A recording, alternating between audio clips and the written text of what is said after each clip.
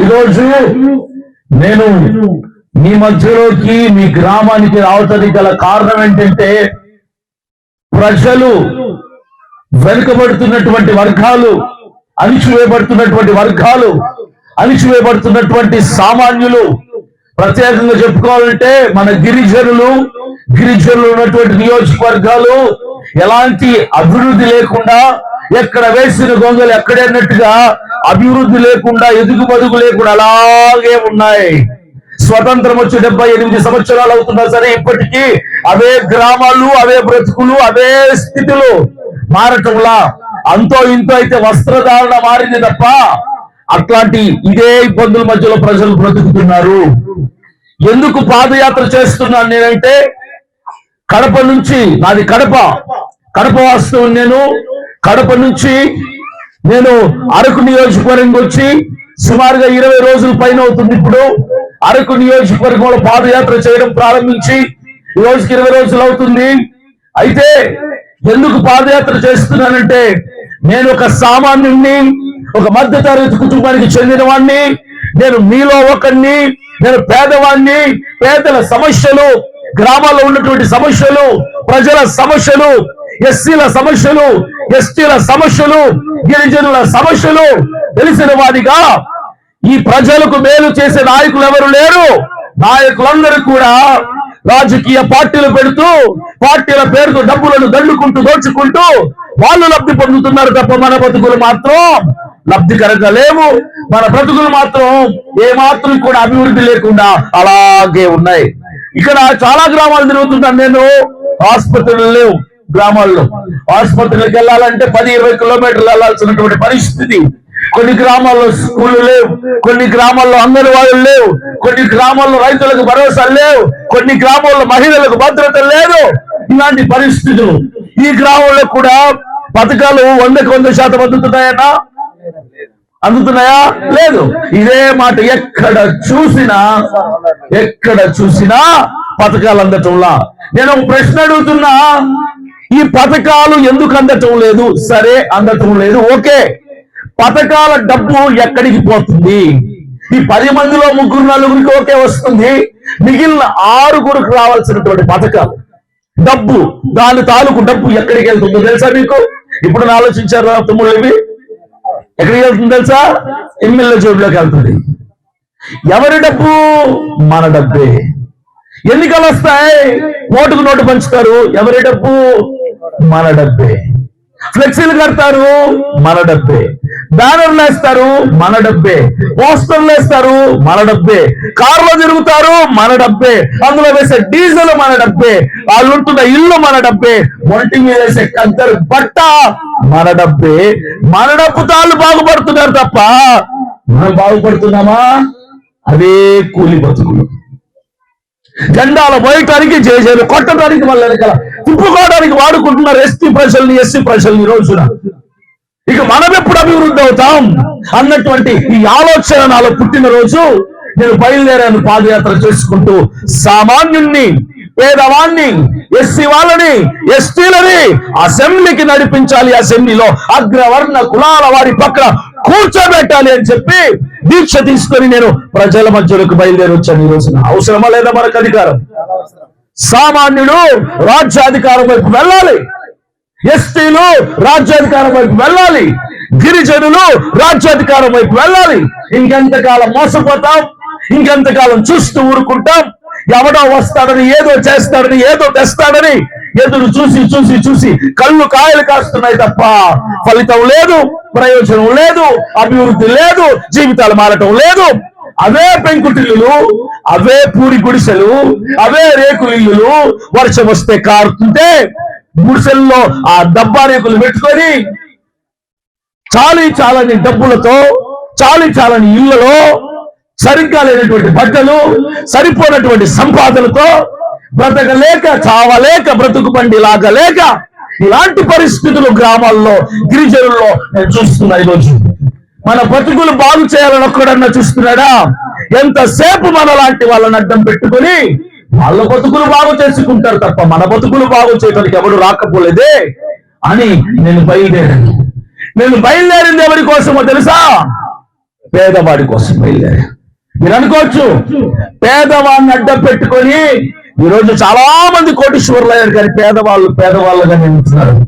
మీరు ఫారిన్ దేశాల్లో చూస్తే, నేను దేశ విదేశాల్లో తిరిగిన వాడిని, నేను ఫారిన్ దేశాల్లో చూస్తే ఫారిన్ వరకు అక్కర్లా, మన పక్కనే ఉన్నటువంటి దుబాయ్, కువైట్, ఖత్తర్ లాంటి గల్ఫ్ దేశాలు చూస్తే మన భారతదేశం నుంచి కొన్ని వేల మంది వెళ్ళి పనిచేస్తున్నారు. అక్కడ ఇళ్ల పనులు, డ్రైవింగ్ అని, ఆ చిన్న చిన్న ఆఫీసుల్లో, సూపర్ మార్కెట్లో పనులు చేయడానికి మన భారతదేశం నుంచి వెళ్తుంటే, కువైట్ నుంచి, దుబాయ్ నుంచి, అమెరికా నుంచి, జర్మనీ నుంచి వచ్చి ఎవరైనా భారతదేశంలో పనిచేస్తున్నారా? చేస్తున్నారా? ఎందుకు చేయటంలా? చెప్పండి, ఎందుకు చేయటంలా? మన రూపాయికి విలువ లేదు. కువైట్ లో దెనార్ అని ఉంటది, అక్కడ 1 రూపాయి ఇక్కడికి తెస్తే 270 రూపాయలు. మన రూపాయి ఇక్కడికి తీసుకెళ్తే పైసాకు పనికిరాదు, రూపాయికి విలువ లేదు. అందరూ కువైట్ లో, అమెరికాలో, చైనాలో, జపాన్ లో ఫోటోలు తీసుకొని సెల్ఫీలు మేము ఇక్కడ ఉన్నామని చూపిస్తున్నారు. ఎవరైనా ఒకరు పరాయి దేశాల నుంచి వచ్చి భారతదేశంలో ఫోటో తీసి చూపిస్తున్నారా? చూపించేంత గొప్ప భవనాలు లేవు, అంత పెద్ద ఇల్లు లేవు, అంత పెద్ద అందమైనటువంటి ఏమీ లేవు భారతి. ఎందుకు? మీకు ఒక విషయం తెలుసా? ఇతర దేశాల్లో ఎక్కడ కూడా అడుక్కునే వాళ్ళు ఉండరు. భారతదేశంలో ఎందుకు అధన్యత? మనకే ఎందుకు అట్లాంటి ఆఫర్లు? ఇతర దేశాల్లో గుడిసెలు ఉండవు, కానీ భారతదేశంలో ఇప్పటికీ ఈ ఊళ్ళో చూస్తే సుమారుగా పెంకుటిల్లులు ఉన్నాయి. మరి ఇతర దేశాల్లో ఉండవే, మనకెందుకు అట్లాంటి ఆఫర్లు, బోనస్లు? మనకెందుకు? ఎందుకు తెలుసా? అక్కడ పాలకులు న్యాయంగా పనిచేస్తున్నారు, నీతిగా పనిచేస్తున్నారు, ప్రజలను సరిగ్గా పాలిస్తున్నారు, ప్రజలకు అందాల్సినవి ప్రభుత్వం నుంచి ప్రజలకు అందిస్తున్నారు. కాబట్టి ఆ దేశాలు బాగుపడుతుంటే మన దేశంలో నాయకులు ఏం చేస్తున్నారు తెలుసా? పేదవాన్ని అడ్డు పెట్టుకుని, పేదవాన్ని దాచుకొని పేదవాళ్ళ గుడిసెల మీద మేడలు కట్టి వాడు బాగుపడుతున్నారు తప్ప మన బతుకులు మాత్రం ఎండిపోతున్నాయి, అడుగడిపోతున్నాయి, వెనుకబడుతున్నాయి, అణిచివేయబడుతూనే. ఇది పరిస్థితి. ఇక్కడ అడుక్కునే వాళ్ళు ఉన్నారు, పేదవాళ్ళు ఉన్నారు, గుడిసెలు ఉన్నాయి, బట్టలు లేని వాళ్ళు ఉన్నారు, తిండికి గతి లేని వాళ్ళు కూడా ఇంకా మన మధ్యలో ఉన్నారు. ఏమన్నా ఉన్నారో లేదా? ఉన్నారు. ఎందుకంటే ఈ డబ్బులన్నీ నాయకుల చేతుల్లోకి వెళ్ళిపోతున్నాయి. ఈ రోజు ఏ పార్టీ నాయకుడినైనా తీసుకోండి, నేను పేర్లు చెప్పను, ఏ నాయకుడినైనా తీసుకోండి, ఎక్కడి నుంచి వస్తున్నాయన్న లక్షల కోట్లకి ఎవరు సంపాదించి పెట్టారు? రాజకీయాలకు రాకముందు లేని డబ్బు, లేని కోట్లు, లేని వేల కోట్లు ఎక్కడి నుంచి వస్తున్నాయి? వేల కోట్లు మీకు. అరే మాకు తినడానికి గతి లేదు, ఉండటానికి నీడ లేదు, కట్టుకోవడానికి బట్ట లేదు, తిరగడానికి బండి లేదు, అందులో వేసుకోవడానికి పెట్రోల్ లేదు, మీకు మాత్రం వేల కోట్లు ఎక్కడి నుంచి వచ్చాయి? ఎవడిచ్చాడు? మా సొమ్ము కాదా? మా పేదల కడుపు కొట్టి కాదా? మాకు అందాల్సిన పథకాలు మాకు ఇవ్వకుండా ఆ డబ్బు తీసుకొని మీరు కోటలు కట్టుకుంటుంటే ఎంతకాలం చూస్తూ మౌనంగా మేము భరించాలి, సహించాలి? ఈ రోజు ప్రశ్నించడానికి ఒక సామాన్యుడు వచ్చారు ప్రజల్లోకి, పాదయాత్ర చేసుకుంటారే అభినయ్ దర్శన్. నేను ఒక్కనే కావచ్చు రోజు ఈ పాదయాత్ర అయ్యేలోగా నా లాంటి వాళ్ళని కనీసం 100 మందిని తయారు చేస్తా, 100 మందిని తయారు చేస్తా. నేను డబ్బులు అమ్ముడు పోయేవాడిని కాదు, పార్టీల ప్రలోభాలకు తల వంచేవాడిని కాదు. అవసరమైతే ఒంటి మీద ఉన్న బట్ట కూడా తీసి పేదవాడికి ఇచ్చేటువంటి త్యాగం నాకుంది, తెగింపు నాకుంది. పేదవాడిని తీసుకెళ్లి అసెంబ్లీలో కూర్చోబెట్టాలన్న ఆలోచనతోనే. డబ్బు కాదు కావాల్సింది, న్యాయం కావాలి నాకు. అవినీతి పాలనను ఎదిరించాలి. నాకు ఏ పార్టీ వ్యతిరేకం కాదు, ఏ పార్టీ నాయకుడు వ్యతిరేకం కాదు, నాకు ఏ ప్రభుత్వం మీద కోపం లేదు. వాళ్ళు చేస్తున్న అవినీతి మీద మాత్రమే కోపం. ఈ అవినీతి మీద, అరాచకాల మీద, అక్రమాల మీద నా పోరాటం మొదలైంది. ఈ పోరాటం నేను చచ్చే వరకు ఆగదు. ఏమన్నా మీలో ఎమ్మెల్యేగా టికెట్ ఇస్తాంటే పోటీ చేయడానికి ఎవరు ముందుకు రారా? ధైర్యం లేదా మీకు? నేను టికెట్ ఇస్తాను, మీరు పోటీ చేయడానికి ముందుకు రారా? చెప్పండి సార్, రాలేరా? అది చూసారా? ఏంటి ఇదే మనలో డబ్బు ఎందుకు పోటీ చేయడానికి? రాజకీయ నాయకులు ఎలా తయారు చేశారంటే సామాన్య ప్రజల్ని ఎన్నికల్లోకి రావాలి, పోటీ చేయాలి, రాజకీయాల్లోకి రావాలి అంటే కోట్లు ఉండాలేమో. ఇప్పుడు అంటున్నాడు డబ్బులు కావాలి కదా, అవసరంలా? డబ్బులు అవసరంలా? ఎందుకు డబ్బులు? డబ్బు దేనికి? ప్రజల సమస్యలు తెలిసిన వాడు ఆ ఒక్క అర్హత చాలు. మంచి చేయాలని ఆ వాళ్లకు అన్న ఒక్క అర్హత చాలు. మీరు పెద్ద పెద్ద పార్టీలో టికెట్ అడిగితే 10 కోట్లు అడుగుతారు టికెట్ కి, 20 కోట్లు అడుగుతారు, 30 కోట్లు అడుగుతారు, 50 కోట్లు అడుగుతారు. నువ్వు 10 కోట్లు పెట్టుకో, నేను 3 కోట్లు ఇస్తానంటారు. కానీ నేను ఒక పార్టీ పెట్టబోతున్నా. రేపు నెల 24వ తారీఖు కాకినాడ మహాపట్నంలో 10,000 మంది సభలో నా పార్టీని అనౌన్స్ చేయబోతున్నా. నా పార్టీ పేదవాళ్ళ కోసం పెడుతున్న పార్టీ. నా పార్టీలో లాంటి సామాన్యులకి టికెట్ ఇస్తాను. నేను వాళ్ళ తరపు నేను నిలబడతా, వాళ్ళ తరపు నేను క్యాంపెయినింగ్ చేస్తా. అసెంబ్లీ వైపుకి ఎలా తీసుకెళ్ళాలి సవాల్ చేసి చెప్తున్నా. పేదవాడిని అసెంబ్లీలో కూర్చోబెడతారు. ఇదే నా సవాల్. ఒకటే చెప్తున్నాను పార్టీలందరికీ, పొలిటికల్ లీడర్లందరికీ కూడా, వచ్చే ఎన్నికల్లో ఒక్క రూపాయి లేకుండా మీరు పోటీలోకి దిగండి. ఒక్క రూపాయి పంచకుండా పోటీలోకి దిగండి. ఓట్లకి నోటు పంచకుండా పోటీలోకి దిగండి. అభినయ్ దర్శన్ కూడా రంగంలోకి దిగుతాడు, యుద్ధంలోకి దిగుతాడు. చూద్దాం, చూసుకుందాం, తెలుసుకుందాం ప్రజలు ఎవరిని ఎన్నుకుంటారు, ఎవరిని గెలిపిస్తారని. ఇంతకాలం ఓటుకు డబ్బిచ్చి గెలిచిన మీకు అభినయ్ దర్శన్ సవాలు విసురుతున్నాడు. దమ్ముంటే కాల్చుకోండి, తెలుసుకుందాం ప్రజలు ఎలాంటి వాళ్ళకు ఓట్లు వేస్తారు. ఓట్లకు డబ్బులు ఇచ్చి ప్రజలను కొనుక్కుంటారు మీరు, గెలుపుని కొనుక్కుంటారు మీరు. ఈ రోజు గెలుపు అంటే కొనుక్కుంటే కాదు, ప్రజల మనసు గెలుచుకుంటే వస్తుంది గెలుపు అని నిరూపించడానికే బయలుదేరాడు అభినయ్ దర్శన్. సామాన్యులకు టికెట్లు ఇచ్చి సామాన్యుల తరపున రోడ్డు తిరుగుతా, ఇల్లు తిరుగుతా, క్యాన్వాసింగ్ చేస్తా గెలిపించే ప్రయత్నం చేసే దిశగా నేను అడుగులేస్తుంది. ఇప్పుడు చెప్పండి అన్న, నిలబడగలరా లేదా? టికెట్ ఇస్తే అర్హత ఉందా? ఈరోజు రాజకీయాలు చూసుకోండి, ఏ రాజకీయ పార్టీలో చూసుకోండి, 100 మందిలో 80 మంది ఎమ్మెల్యేలై అక్రమ కేసులు ఉన్నాయి, క్రిమినల్ కేసులు ఉన్నాయి. అలా మీ మీద కేసులు ఏమైనా ఉన్నాయా? క్రిమినల్ కేసులు ఉన్నాయా? రేప్ కేసులు ఉన్నాయా? అటెంప్ట్ మర్డర్లు ఏమైనా ఉన్నాయా? మోసం చేసిన కేసులు ఏమైనా ఉన్నాయా? 420 కేసులు, చీటింగ్ కేసులు ఉన్నాయా?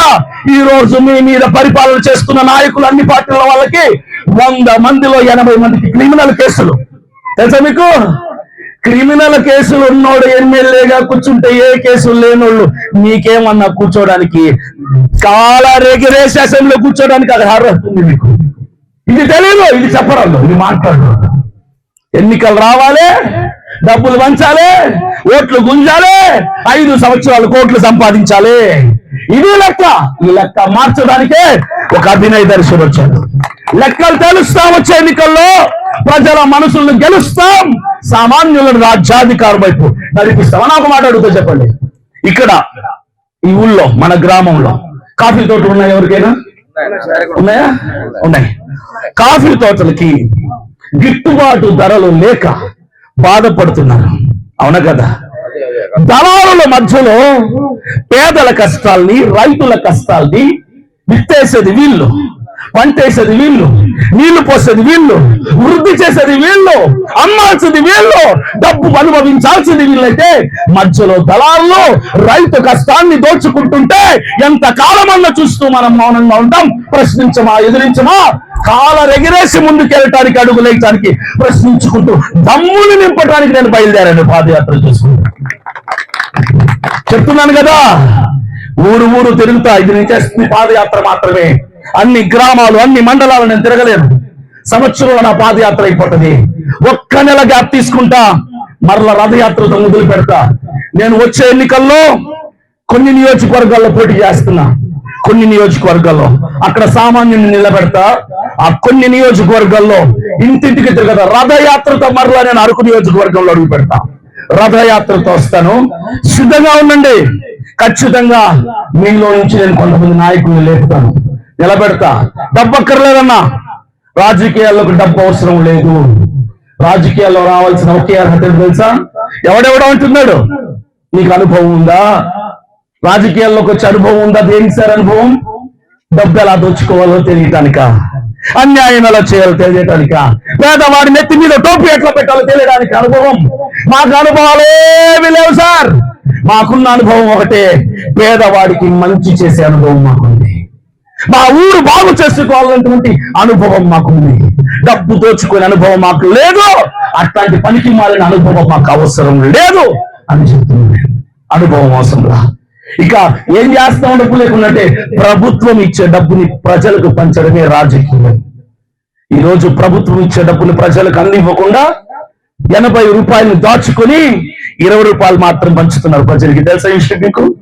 ప్రభుత్వం నుంచి వచ్చే నిధులు ఒక అరకు నియోజకవర్గానికి 5 సంవత్సరాలకు 5,000 కోట్లు. ఏమైపోతున్నాయి 5,000 కోట్లు? ఏమైపోతున్నాయి సార్? ఏం చేస్తున్న సంవత్సరానికి 1000 కోట్లను ప్రశ్నిస్తున్నా. ఏం చేస్తున్నారు? సమాధానం లేదు. ఎందుకు పథకాలందరికీ అందటంలా? సమాధానం లేదు. ఎందుకు ప్రజల బతుకులు బాగు కట్టల? సమాధానం లేదు. మీ జోబులోకి వెళ్తున్నాయి ప్రజల డబ్బు అంతా కూడా. ఎవడు పంచమన్నాడు మిమ్మల్ని ఓటుకు నోటు? ఎవడు సంపాదించుకోమన్నాడు దానికి లాభం? కాబట్టి ప్రజలారా ఆలోచించండి. మీరందరూ మనసు పెట్టి ఆలోచించండి. నా మాటలు అవగాహన చేయండి. ನನ್ನ మాటల్లో తప్పుంటే నన్ను ప్రశ్నించండి, అర్థం చేసుకోండి. మీకోసం నేను నడుస్తున్నాను. వీలైతే కాకినాడకు రండి, పార్టీ అనౌన్స్ చేస్తున్నాం.